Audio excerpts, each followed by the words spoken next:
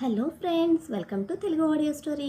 మీరు కనుక ఛానల్ని ఫస్ట్ టైం చూస్తున్నట్లయితే ఛానల్ సబ్స్క్రైబ్ చేయండి, లైక్ చేయండి. అలాగే ఈ స్టోరీపై మీ వాల్యుబుల్ ఒపీనియన్ని కమెంట్ రూపంలో తెలియజేయండి. ఇక కథలోకి వెళ్దామా? వీడియోని చూస్తున్న ప్రతి ఒక్కరూ హై పాయింట్స్తో వీడియోని ఎంకరేజ్ చేయండి. అలానే ఇంకో ఛానల్లో వస్తున్న నా రావణ్ స్టోరీని కూడా ఫాలో చేయండి. నువ్వు చెడింది కాకుండా అందరినీ స్కూల్ మాన్పించి చెడగొడుతున్నావా అంటూ అక్కడ బలుపు బాబుకి పెద్ద సింహం క్లాస్ స్టార్ట్ చేసింది. జయదేవ్ గారు ఎంత ఆవేశంగా స్టార్ట్ చేసినా ఆ క్లాస్ ఏ రోజు సవ్యంగా పూర్తయిందే లేదు. బుద్ధుందా నీకు? వాళ్ళ భవిష్యత్తు గురించి కొంచెమన్నా బాధ్యత ఉందా నీకు అని రంకెలేస్తూ ఉంటే, ఏం మాట్లాడుతున్నారండి? నా కొడుక్కి బుద్ధుందో లేదో ఇన్ని సంవత్సరాలు మీకు తెలియలేదా అని కయ్యమంటూ వచ్చారు మానస. ఆకలేస్తోందమ్మా, పిల్లలందరితో సరదాగా ఆడుకుని వస్తే మా ఆకలి పట్టించుకోకుండా మీ ఆయన కేకలేస్తున్నాడు. మేమేమన్నా పబ్‌కి వెళ్ళామా? బార్‌లకి వెళ్ళామా? జస్ట్ పిల్లలకి స్విమ్మింగ్ నేర్పించడానికి క్లబ్‌కి తీసుకువెళ్ళాను. దానికి పితృవర్యులు నాకు క్లాస్ పీకుతున్నారు అని ఇన్నోసెంట్ ఫేస్‌తో కంప్లైంట్ చేశాడు రాజ్. క్షణం ముందు జయదేవ్ గారి కోపానికి జడిసిన పిల్లలందరూ ఇప్పుడు చక్కగా బలుపు బాబు పర్ఫార్మెన్స్‌తో ఫాలో అయిపోతూ ఉంటే, ఏం మనిషండి మీరు? వాడు పిల్లల కోసం ఇంత బాధ్యతగా ఉంటే అది అర్థం చేసుకోకుండా అందరి ముందు నా కొడుకుని ఇన్ని మాటలంటారా? అసలు వజ్రం లాంటి నా కొడుకుననడానికి మీకు నోరెలా వచ్చిందండి? అసలు వాడు చేసిన తప్పేంటి అని మానస గారు ఫైర్ అవుతూ ఉంటే, అలసిపోయిన వాళ్ళ అమ్మ భుజం మీద వాలిపోయి ఎంజాయ్ చేస్తున్నాడు రాజ్. రాజ్ ఆస్కార్ పర్ఫార్మెన్స్ కి బాలవుతున్న జయదేవ్ గారిని జాలిగా చూసుకుంటూ, మానస గారి తల్లి ప్రేమకు ఎదురు వెళ్లే సాహసం చేయలేని అభినవ్ సైలెంట్ గా పైకి వెళ్లిపోయాడు. మానస గారిని కన్విన్స్ చేయడానికి చూస్తూ ఉంటే, అబ్బే, ఆవిడికి వినే ఆలోచన లేదు. ఇక చెప్పే ఛాన్స్ ఎందుకు ఇస్తారు? అదంతా చూస్తూ మానస గారిని కన్విన్స్ చేయలేనని అర్థమయ్యి, సరే, నీ కొడుకు చాలా గొప్పోడు, చాలా మంచి పని చేశాడు. నేనే బుద్ధి లేక వాడి మీద నోరు వేసుకుని పడ్డాను అని ఫైనల్ గా తన తప్పును ఒప్పుకుంటే, అప్పటికి చల్లబడింది మానస గారి తల్లి మనసు. ఇప్పటికన్నా నిజం తెలుసుకున్నారు. ఇదే మాట ఆ ప్రిన్సిపల్‌కి కూడా చెప్పండి. నా కొడుకు ఏం చేసినా సరిగ్గానే చేస్తాడు అని తీర్మానించి పాలిపోయిన మొహంతో వాలిపోయిన రాజు బుగ్గలు పునికి, మీ నాన్న మాటలు అస్సలు పట్టించుకోవద్దు. త్వరగా వెళ్ళి స్నానం చేసి రండి. వేడివేడిగా ప్రాన్స్ బిర్యానీ తిందురు అని అంటుంటే, జీడిపప్పు వేసావా అమ్మా అని ఉడికిపోతున్న తండ్రిని ఓరగా చూస్తూ అడిగాడు. నీకిష్టమని నేతిలో వేయించి మరీ వేశాను. చాలా వచ్చింది. త్వరగా వెళ్ళండి అని మురిసిపోతూ చెప్పి, సుజాతమ్మ, పిల్లల సంగతి చూసుకో అని పిలవడంతో వచ్చిన సుజాతమ్మ పిల్లలందరినీ తీసుకుని వెళ్తే కిచెన్లోకి వెళ్లారు మానస. ఇంకా ఏమాత్రం తగ్గని అదే కోపంతో నమిలి మింగేసేలా చూస్తున్న తండ్రిని గట్టిగా హగ్ చేసుకుని చంపకు ముద్దు పెట్టి, ఐ లవ్ యూ డాడీ అంటుంటే విడిపించుకొని వెనక్కి తోసి ఉరిమి చూశారు. ఆయన కోపానికి నవ్వుతూనే, విక్టరీ సెలబ్రేషన్స్ కి అప్పుడప్పుడు ఇలాంటి చీటింగ్స్ అవసరమవుతాయి, అర్థం చేసుకోవాలి అని నొక్కి చెప్పిన రాజ్ తిరిగి ఆయన అరిచేలోపే మైరా తరంతో ఫాస్ట్ గా పైకి వెళ్ళిపోయాడు. అదే కోపంతో కిచెన్లోకి వచ్చిన జయదేవ్ గారికి అప్పటికే ప్రిపేర్ చేసిన కాఫీ చేతిలో పెడితే, గుమాలిస్తున్న ఆ ఫిల్టర్ కాఫీ సువాసనకే ప్రాణానికి హాయిగా అనిపిస్తూ ఉంటే మూతి బిగించి కాఫీ కప్ అందుకున్నారు జయదేవ్. ఇంట్లో వాడి మీద ఎగరటం కాదు, ఆ ప్రిన్సిపల్కి చెప్పడం నేర్చుకోండి. నా కొడుకు తప్పు చేయడు, ఎవరైనా చేసినా ఒప్పుకోడు అని అన్నారు కంఠపదంగా. అక్కడ చెప్పాల్సింది చెప్పాను, ఇక్కడే ఏది సాగటం లేదు అని సాగదీస్తూ ఉంటే, తన హడావిడిలో కూడా మూతి తిప్పుతూ ఉక్రోషంగా చూశారు మానస. కొడుకుని చిన్న మాటన్నా ఒప్పుకొని ఆ తల్లి మనసుకు అదే సమయంలో ఆయన మీద ఉన్న ప్రేమకి కోపం అనేది చిన్న అలంకారం మాత్రమే వారి మధ్య. వాళ్ళది అయిపోయాక కలిసి తిందాం, మాకు కూడా ఏమైనా ఉంటుందా లేక వాళ్ళ వరకేనా అని దెప్పినట్టే అడుగుతూ ఉంటే, వెళ్ళి పని చూసుకోండి అని కినుకుగా చెప్పి తన పనిలో పడిపోయారు మానస. ఇక కాలేజ్ టైం ఫినిష్ చేసుకుని ఇంటికి వచ్చిన విషితని కూర్చోపెట్టి కాలేజీ గురించి అడిగారు యోగేందర్. కంప్లైంట్స్ మొత్తం కట్టకట్టుకొని రాజు గురించి లిస్ట్ చేసుకొని పెట్టింది విషిత. బట్ తండ్రికి చెప్పాలంటే భయం వేసింది. ఒక్క రాజ్ గురించి తప్ప కాలేజ్ గురించి ఎటువంటి కంప్లైంట్స్ లేవు. ఈవెన్ టీజింగ్ కూడా సరదాగానే తీసుకుంది తన వరకు. యోగేంద్రకు తెలిస్తే ప్రాబ్లం అవుతుంది అన్న టెన్షన్ తప్ప వేరే ఆలోచన లేని విషిత అంతా బావుంది డాడ్ అని ఆ రోజు గురించి క్లుప్తంగా చెప్పి అందులో అవినాష్ ఇంకా ప్రీతి గురించి పరిచయం చేసింది. ఓకే అయితే మంచి ఫ్రెండ్స్ దొరికారు. That's my baby. I'm so happy for you బంగారం. ఫ్రెండ్స్తో ప్రపంచం చాలా బాగుంటుంది. Enjoy your good time with them. But don't neglect education అని రెండు వైపులా మోటివేట్ చేసిన యోగేందర్, ఏ సండే మీ ఫ్రెండ్స్ని మన ఇంటికి ఇన్వైట్ చేయి, డాడీ పరిచయం చేసుకుంటారు అని అడిగితే, నువ్వు టెస్ట్ చేయాల్సిన అవసరం లేదు dad, they both are very good అని బిగించిన మూతితో నొక్కి నొక్కి వక్కాణించింది. నువ్వు సర్టిఫికేట్ ఇచ్చాక నేను టెస్ట్ చేయడానికి ఏముంది బంగారం, మీ అమ్మకి నాకు పరిచయం చేస్తావని తీసుకురమ్మన్నాను, నీకు ఇబ్బందిగా ఉంటే వద్దులే అని కూతురి ఎలకకి బాడీ బిగించి స్ట్రెచ్ చేసి చెప్పారు యోగేందర్. మరేం పర్వాలేదు, తీసుకురా. దానికన్నా ముందు నీ ఫ్రెండ్స్ ఇష్టంగా ఏం తింటారో కనుక్కొని చెప్పు, ప్రిపేర్ చేస్తాను అని సుజిత గారు కూడా చెప్పడంతో ఇక సరే అని చెప్పిన విషిత తండ్రి ముగ్గున ముద్దు పెట్టి ఫోన్ చేస్తాను అంటూ వెళ్ళిపోయింది. అవినాష్ ప్రీతి ఇద్దరిని సండే ఇంటికి రమ్మని ఇన్వైట్ చేసి పనిలో పనిగా రాజ్ గురించి అస్సలు తండ్రి ముందు మాట్లాడొద్దని కండిషన్ కూడా పెట్టడం కోసమెరుపు. ర్యాగింగ్ చేసిన వాళ్ళు, కార్నర్ చేసిన వాళ్ళు, నవ్విన వాళ్ళు, ఇబ్బంది పెట్టిన వాళ్ళు అందర్నీ వదిలేసి రాజ్ని పర్టిక్యులర్ గా మైండ్ లో పెట్టుకుని మరీ కోపం చూపిస్తున్న విషిత మైండ్ సెట్ పాయింట్ చేసింది ప్రీతి. నువ్వు ఎక్కువగా ఊహించుకోకు, వాడేమీ నాకు స్పెషల్ కాదు, నన్ను దద్ది అన్నాడు, ఇంకా గేమ్లో చీట్ చేశాడు, అసలు వాడు నచ్చలేదు, డాడీ ముందు వాడిని డిస్కషన్ తెస్తే నా మూడ్ అప్సెట్ అవుతుంది, అందుకే వద్దని చెప్పాను అని కాన్ఫిడెంట్ గా క్లారిటీ ఇచ్చిన విషిత మైండ్ లో ఆ క్షణం అదే రన్ అవుతోంది. అయితే తన మనసు మొదటి చూపుకే రాజ్కి అట్రాక్ట్ అయింది.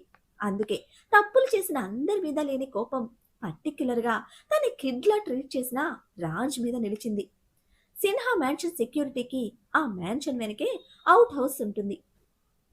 పిల్లలందరికీ ఇంట్లో 2 రూమ్స్ ఉండడంతో సెక్యూరిటీ పిల్లలు ఇంటికి వెళ్తే మిగతా పిల్లలంతా సుజాతమ్మ హెల్ప్ తో బాత్ ఫినిష్ చేసుకుని అక్కడే రెడీ అయిపోయారు. రాజ్, అభి, తరణ్, మైరా కూడా రావడంతో అందరూ కలిసి ఇష్టంగా ప్రాన్స్ బిర్యానీ కుమ్మేస్తే వీళ్ళ డిన్నర్ కంప్లీట్ అయ్యేలోపు వచ్చింది శాలిని కూడా. టీవీ పెట్టుకుని అంత హాల్లోనే సెటిల్ అయితే వాళ్లతో ఆడుతూ ఆడుతూనే నిద్రపోయింది మైరా.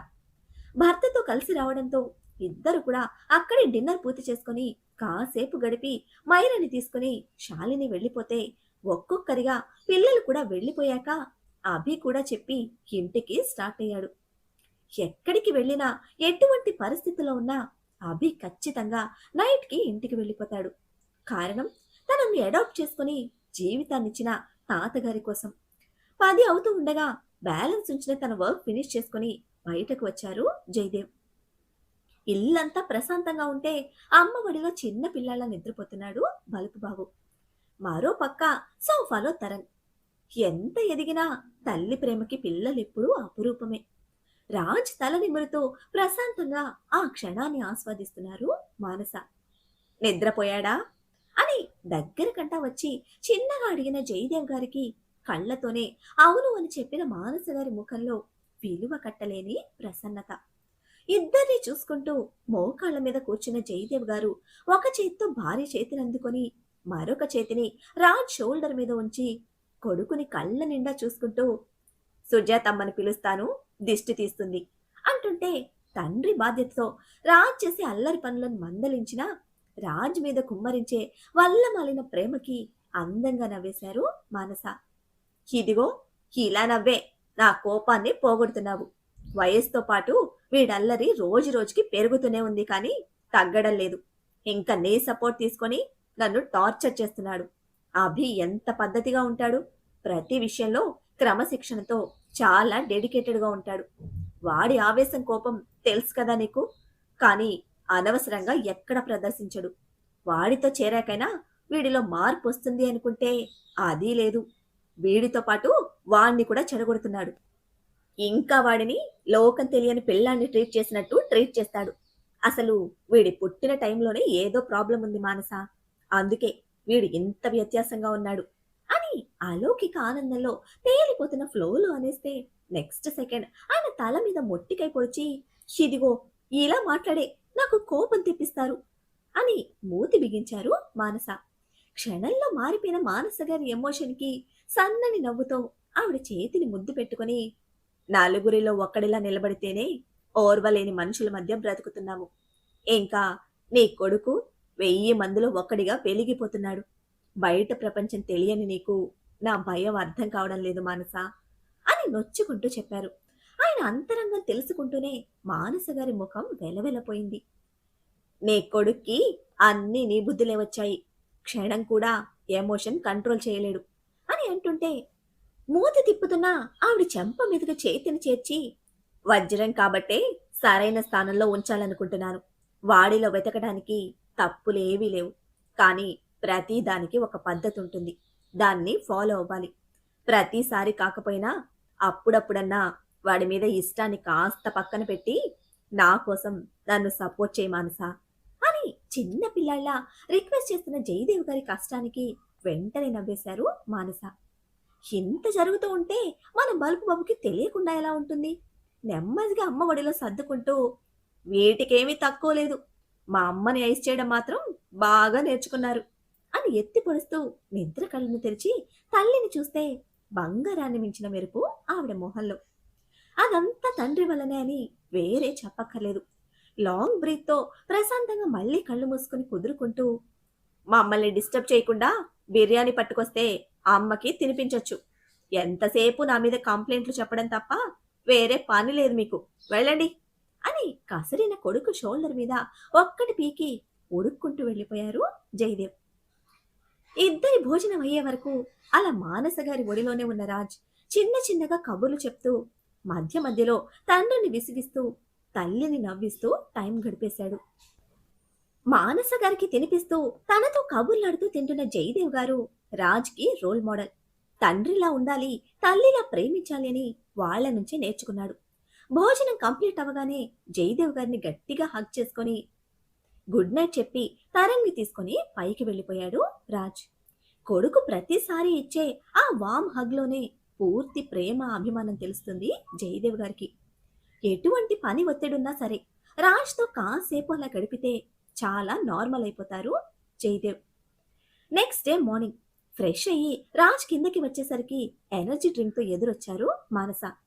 గుడ్ మార్నింగ్ చెప్పి ఎనర్జీ డ్రింక్ తీసుకుని అప్పుడే జాగింగ్ ఫినిష్ చేసుకుని వస్తున్న జయదేవ్ గారికి ఎదురు వెళ్ళి, సండే మార్నింగ్ హోమ్కి వెళ్దాం, వేరే వర్క్ ఏం పెట్టుకోకుండా స్కెడ్యూల్ చేసుకోండి అని ఆర్డర్ వేసినట్టే చెప్తే అంత అర్లీగా రెడీ అయిన రాజ్ని పట్టి పట్టి చూస్తూ, అది సరే తమరేంటి ఎంత ఎర్లీగా మేకప్ కొట్టారు అని విస్మయంగా అడిగారు. నీ ఏజ్కి తగ్గట్టు ఆలోచించు డాడీ. టీనేజ్ కుర్రాళ్ళ కలరింగ్ ఇవ్వాలని చూడకు, బాడీ కూడా సపోర్ట్ చేయదు అని ఎద్దేవా చేస్తున్న కొడుకుని ఉరిమి చూస్తూ, నిన్నటి నీ ఫైటింగ్స్ గురించి మీ అమ్మకు చెప్తే ఈ బలుపు డైలాగ్స్ నీ నోట్లో నుంచి రావు, చెప్పమంటావా అని బెదిరించారు. అంతే షాక్ కొట్టిన వాళ్ళ మాడిపోయిన మొహంతో తండ్రి మీద బుసలు కొడుతూ, నా మీద నీ గూఢచర్యం మానవా అని పళ్ళు బిగిస్తే, తమరు తిన్నగా చదువుకోవడానికి వెళ్తే నాకెందుకురా ఈ తిప్పలు అని కౌంటర్ జయదేవ్ గారి నుంచి. ఆహా, కలరింగ్ ఇవ్వడం బాగా నేర్చుకున్నావు. ఛాన్స్ దొరికితే చాలు అక్కడ అమ్మని ఇక్కడ నన్ను బాగానే కవర్ చేస్తున్నారు అని ఎద్దవ చేస్తూ ఉంటే అవన్నీ పట్టనట్టే, ముందు మ్యాటర్ చెప్పు ఎక్కడికి అన్నారు యమ సీరియస్ గా. మరీ అంత డౌట్ పడకు డాడ్, బాస్కెట్బాల్ ప్రాక్టీస్ ఉంది, కోర్టుకు వెళ్తున్నా, కావాలంటే నీ బెటాలియన్ని పంపించుకో అనేసి ఫినిష్ చేసిన డ్రింక్ గ్లాస్ జయదేవ్ గారి చేతిలో పెట్టి వెళ్ళిపోయాడు రాజ్. ఏంటి పొద్దున పొద్దునే నా కొడుకుతో గొడవ పడుతున్నారు అంటూ వచ్చారు మానస. నీ కొడుకుతో గొడవ పడే అంత ధైర్యం నాకెక్కడుంది మానస? ఛాంపియన్ ట్రోఫీ కోసం తెగ పరుగులు పెడుతున్నాడు నీ కొడుకు. ఇదిగో ఇలాగే ఎనర్జీ డ్రింక్స్ తో మోటివేట్ చేయి అనేసి రాజ్ ఇచ్చిన గ్లాస్ ఆవిడ చేతిలో పెట్టి అభినవ్కి కాల్ చేస్తూ పైకి వెళ్లారు. ఆస్తులు అంతస్తులు సొసైటీలో స్టేటస్ ఎలా ఉన్నా సరే కాలేజ్ లైఫ్ ని మాత్రం తన ఏజ్ కి తగ్గట్టు అందరిలా ఎంజాయ్ చేస్తున్న రాజ్ ఫైనల్ ఇయర్ టీమ్ తో కలిసి బాస్కెట్బాల్ ప్రాక్టీస్ చేస్తున్నాడు. అన్ని కాలేజెస్ మధ్య జరిగే ప్రెస్టీజియస్ టోర్నమెంట్ అది. కాలేజ్కి చాలా ఇంపార్టెంట్. అన్నిట్లో యాక్టివ్గా పార్టిసిపేట్ చేసే రాజ్ కూడా టీంలో ఉండాలని కోచ్ కన్ఫర్మ్ చేయడంతో ఇక సీనియర్స్ నో చెప్పడానికి లేకుండా పోయింది. మిగతా విషయాలన్నీ ఎలా ఉన్నా కూడా ఇక్కడ మాత్రం ఒక్కటే టీం. ఆ టీం స్పిరిట్ ప్రతి ఒక్కరూ మెయింటైన్ చేస్తారు. గేమ్‌లో ఉన్నంత వరకు రాజ్‌ని తమలో ఒక్కరుగానే చూసే సీనియర్స్ ఆఫ్టర్ ద గేమ్ మళ్ళీ బద్ధ శత్రువులుగానే వ్యవహరిస్తారు. మన బలుపు బాబు ఏమైనా తక్కువ తిన్నాడా? వాళ్ళకి 10 టైమ్స్ కౌంటర్ అటాక్‌తో ఎప్పుడూ రెడీగానే ఉంటాడు. కోచ్ ఉన్నంత వరకు అందరూ మంచి విద్యార్థులే. ప్రాక్టీస్ అయిపోవడమే కళ్ళతోనే వార్నింగ్ ఇచ్చేసుకుంటూ ఎవరి క్లాసెస్‌కి వాళ్ళు వెళ్ళిపోయారు.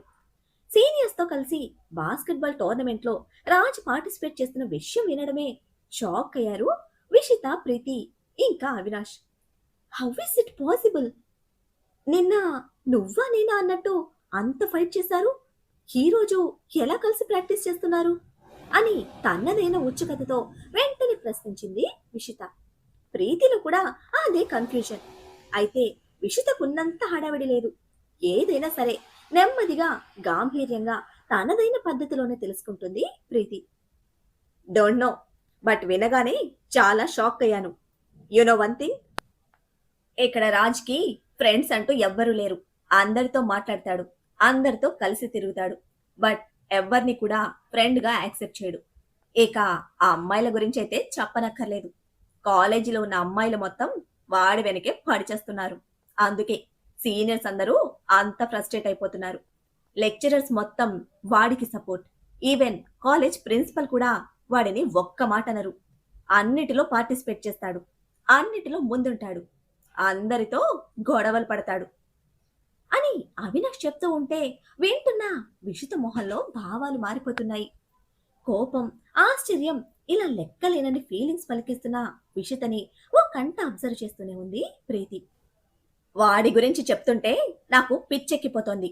వాడి క్యారెక్టర్ ఏంటో 1% కూడా అర్థం కావడం లేదు అని తెగ ఫీల్ అవుతూ రాజ్ గురించి తను తెలుసుకున్నది మొత్తం ఎక్స్ప్లెయిన్ చేశాడు అవినాష్. ఇదంతా ఓకే, అందరిలో స్పెషల్గా ఉండే వాళ్ళకు అట్రాక్ట్ అవ్వడం ఓకే.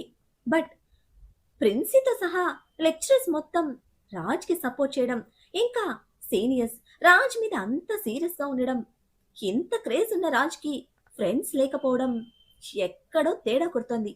నువ్వు చెప్పిందంతా కరెక్టేనా? ఇంకా ఏమైనా మిస్ అయిందా అని డిటెక్టివ్ రేంజ్లో డౌట్గా అడిగింది ప్రీతి.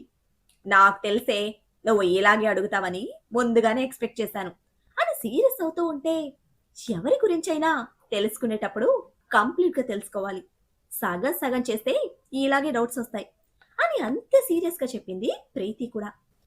అసలు వాడి గురించి మీరిద్దరు ఎందుకు ఇలా సీరియస్ అవుతున్నారు? మీరిద్దరూ మంచి ఫ్రెండ్స్. మీ ఇద్దరి ఫ్రెండ్షిప్ని మించి వాడికి ప్రయారిటీ ఇవ్వాల్సిన అవసరం లేదు అని విషిత తేల్చి చెప్తే, మా ఫ్రెండ్షిప్కి వాడి వల్ల ఎటువంటి ప్రాబ్లం లేదు. బట్ దీని మైండ్ సెట్ ఉందే, దానితోనే ప్రాబ్లం. తన చుట్టూ బెస్ట్గా ఏది ఉన్నా అది తనకే కావాలి. వాడే వస్తువుల దగ్గర నుంచి మాట్లాడే మనుషుల వరకు అన్నీ కూడా బెస్ట్, ఇంకా బ్రాండెడ్గా ఉండాలని ఎద్దేవా చేస్తున్న అవినాష్ని కోపంగా చూస్తూ, తెలుసా లేదా అని సూటిగా అడిగింది ప్రీతి. తెలుసు. ఈ రోజు కాదు, వాడి కాలేజ్లో ఎంటర్ అయిన రోజే వాడికంటూ క్రియేట్ చేసుకున్న ఒక స్పెషల్ ఐడెంటిటీతో అందరినీ లాక్ చేసి పడేశాడు. సిన్హా ఫ్యామిలీ సింగిల్ వారసుడు వాడు. ఆ వారసత్వాన్ని మించి పాదింతల పొగరు, అహంకారం ఉన్నాయి వాడిలో. వీడికి సంబంధం లేకపోయినా ఎవరినో ర్యాగింగ్ చేస్తూ ఉంటే ఆ గ్రూప్ మొత్తాన్ని చిత్తకొట్టి స్ట్రైట్గా వెళ్ళి ప్రిన్సిపల్ ముందు వాడే చేతులు కట్టుకొని నిలబడ్డాడు. అసలు ఏం జరిగిందో ప్రిన్సి తెలుసుకునే వరకు ఈ తలతిక్క క్యాండిడేట్ ఒక్క మాట కూడా మాట్లాడలేదంట. సీనియర్స్ పేరెంట్స్తో సహా next day Raj father Jayadev Sinha కూడా ప్రిన్సిపల్ రూమ్కి అటెండ్ అయ్యారు అని చెప్పాడు అవినాష్. మరి ఇదంతా వింటున్న విషిత రియాక్షన్ ఏమిటి? రాజ్లో ఉన్న ఈ బెస్ట్ క్వాలిటీస్ నచ్చే ప్రీతి రాజ్ని ఫ్రెండ్గా కావాలనుకుందా? ప్రీతి అనుకుంటే మాత్రం మన క్రాక్ మాస్టర్ తన బలుపు రెండూ యాక్సెప్ట్ చేయాలిగా.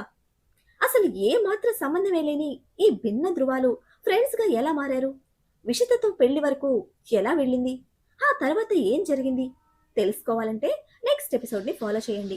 అలానే ఈ ఎపిసోడ్ని లైక్ చేయటం మాత్రం మర్చిపోకండి. Bye friends.